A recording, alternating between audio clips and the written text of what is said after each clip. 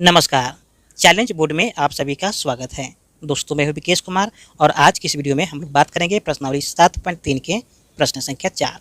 दोस्तों, यदि आप इस चैनल पर नए हैं तो एक लाइक कर दीजिएगा और चैनल को सब्सक्राइब करने के साथ साथ बेल आइकन को प्रेस जरूर करिएगा ताकि आने वाला प्रत्येक वीडियो का नोटिफिकेशन सबसे पहले आप तक पहुँचे। तो आइए अब हम शुरू करते हैं।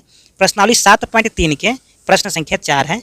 दोस्तों, इस क्वेश्चन में कहा जा रहा है कि उस चतुर्भुज का क्षेत्रफल ज्ञात कीजिए। ठीक है, क्या ज्ञात करना है हमको? चतुर्भुज का क्षेत्रफल ज्ञात कीजिए जिसके शीर्ष इसी क्रम में हमें दे रखा है -4, -2, -3, -5, 3, -2 और 2, 3। ठीक है, ये हमें शीर्ष दे रखा है किसका? चतुर्भुज का। और कहा क्या जा रहा है कि चतुर्भुज का क्षेत्रफल ज्ञात कीजिए। ठीक है, तो बहुत ही इजी क्वेश्चन है। ध्यान रखिएगा कि इसमें कोई बाहरी फार्मूला का यूज नहीं करना है।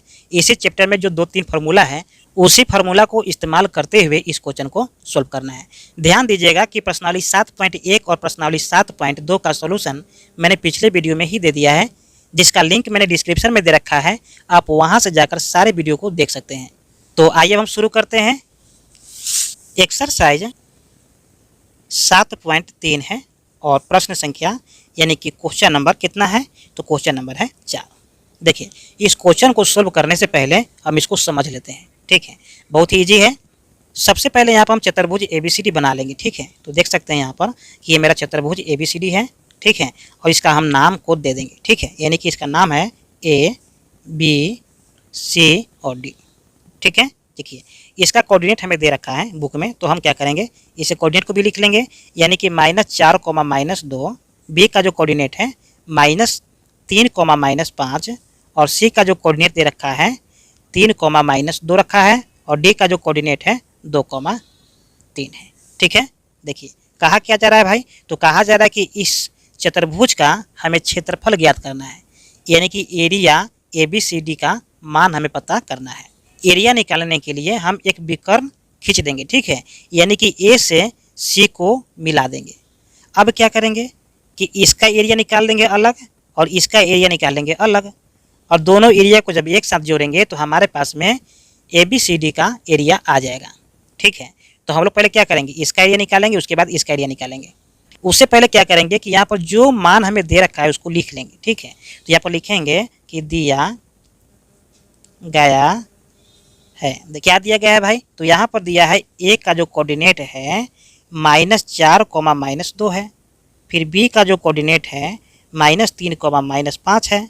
ठीक है, फिर C का जो कोऑर्डिनेट है 3, -2 है और क्या, और D का जो कोऑर्डिनेट है 2, 3 है। ठीक है, चलिए अब क्या करना है कि हमें निकालना है त्रिभुज ABC का एरिया। तो यहाँ पर हम लिखेंगे कि त्रिभुज ABC का क्षेत्रफल। ठीक है, अब यहाँ पर फार्मूला वही पुराना फार्मूला यूज करेंगे। तो एक बार क्या करेंगे, फार्मूला को लिख लेते हैं। ठीक है, तो यहाँ पर हो जाएगा 1/2। क्या हो जाएगा? 1/2। फिर यहाँ पर हो जाएगा x1। देखिए ये तरीका है फार्मूला याद रखने का। ठीक है, चलिए प्लस में हो जाएगा x2, फिर प्लस में हो जाएगा x3। ठीक है, यहाँ पर हो जाएगा देखिए y2 - y3। ठीक है, फिर यहाँ पर हो जाएगा y3 - y1, फिर हो जाएगा y1 - y2।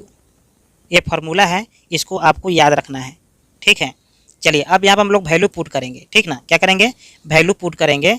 तो यहाँ पर ABC का हमको मान चाहिए था, एरिया चाहिए था, तो इसको मान लेंगे x1 y1, इसको मान लेंगे x2 y2 और इसको मान लेंगे x3 y3। ठीक है, क्या मानेंगे इसको? x1 y1, इसको मानेंगे x2 y2 और इसको मान लेंगे हम x3 y3। अब इससे आपको क्या होगा कि वैल्यू पुट करने में आसानी होगा।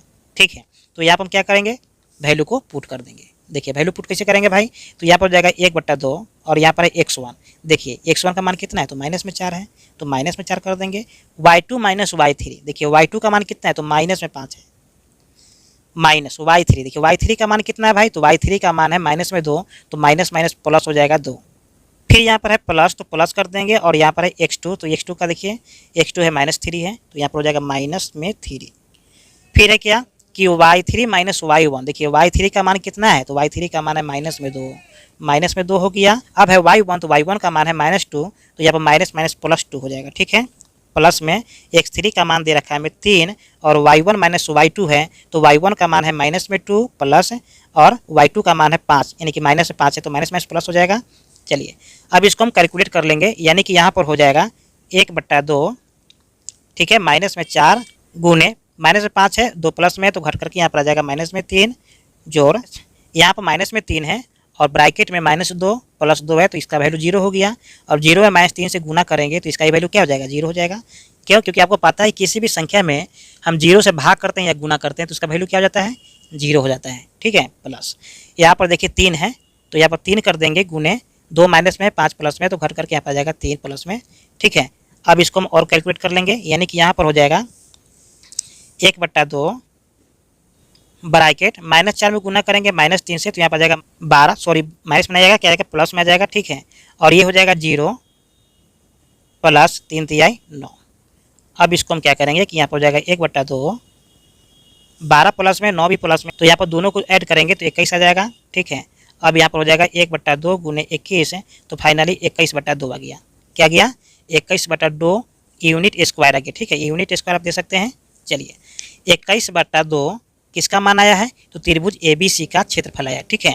अब हमें निकालना है क्या भाई, तो अब हमें निकालना है त्रिभुज ACD का एरिया, ठीक है। क्या निकालना है, ACD का एरिया निकालना है। तो यहाँ पर हम लिखेंगे कि एरिया ACD का क्षेत्रफल, ठीक है। अब यहाँ पर हम फार्मूला यूज कर सकते हैं, लेकिन यहाँ पर फार्मूला में यूज नहीं करेंगे, हम डायरेक्ट वैल्यू को पुट कर दे रहे हैं। तो यहाँ पर हो जाएगा 1/2, ठीक है। यहाँ पर देखिए x1 है तो x1 का मान -4 है, ठीक है। और फिर y2 माइनस y3 तो y2 का मान -2 हो जाएगा और y3 का मान हो जाएगा -3, ठीक है। प्लस फिर यहाँ पर है x2, तो x2 का देखिए मान क्या हो जाएगा, तो x2 का मान है 3, ठीक है। और y3 माइनस y1 है तो y3 का मान है 3 और y1 का मान है -2, तो माइनस माइनस प्लस हो जाएगा 2। चलिए फिर यहाँ पर हो जाएगा प्लस में x3, तो x3 का मान कितना है, तो x3 का मान है 2, ठीक है। और यहाँ पर हो जाएगा y1 माइनस y2, तो y1 का मान है -2, ठीक है। और y2 का मान कितना है, तो देखिए y2 का मान है -2, तो माइनस माइनस प्लस 2 हो जाएगा। चलिए इस तरीके से आप देख सकते हैं कि यहाँ पर वैल्यू को हमने पुट कर लिया है, ठीक है। अब इसको हमें कैलकुलेट करना है, तो कैलकुलेट कैसे करेंगे, देखिए यहाँ पर हो जाएगा 1/2 -4, जब इन दोनों को हम जोड़ेंगे तो यहाँ पर आ जाएगा -5 प्लस, देखिए यहाँ पर 3 गुने 3 और 2 5 हो जाएगा, प्लस यहाँ पर देखिए 2 है, ठीक है।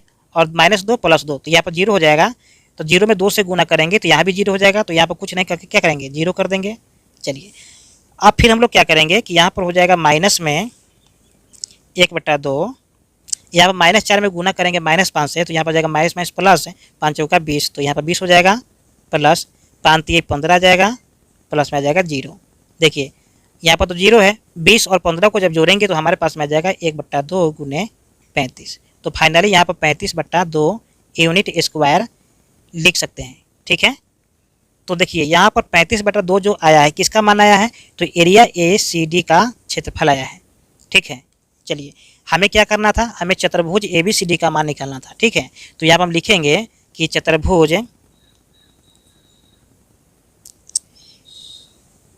ABCD का क्षेत्रफल बराबर, तो यहाँ पर हो जाएगा कि एरिया ABC का क्षेत्रफल प्लस एरिया ACD का क्षेत्रफल, ठीक है।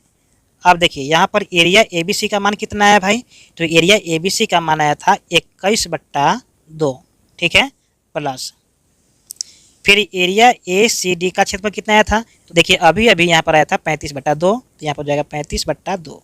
जब इन दोनों को कैलकुलेट करेंगे, ठीक है, तो यहाँ पर देखिए हो जाएगा 2, फिर 21 प्लस हो जाएगा 35, भी का जोड़ है, ठीक है। यहाँ पर जब दोनों को जोड़ेंगे तो हमारे पास में आ जाएगा 56, क्या आ जाएगा 56/2, जब काटेंगे तो यहाँ पर आ जाएगा 28, 28 दूना 56 होता है। चलिए तो फाइनली यहाँ पर 28 जो मान आया है किसका मान आया है, तो चतुर्भुज ABCD का क्षेत्रफल आया है, ठीक है। तो यहाँ पर लिखेंगे एरिया ABCD का क्षेत्रफल बराबर 28 यूनिट, ठीक है, स्क्वायर। तो ये हो गया आपका फाइनल आंसर। ठीक है, तो उम्मीद करते हैं कि ये वीडियो आपको समझ में आ गया होगा। फिर मिलते हैं एक और नए वीडियो में, तब तक के लिए जय हिंद।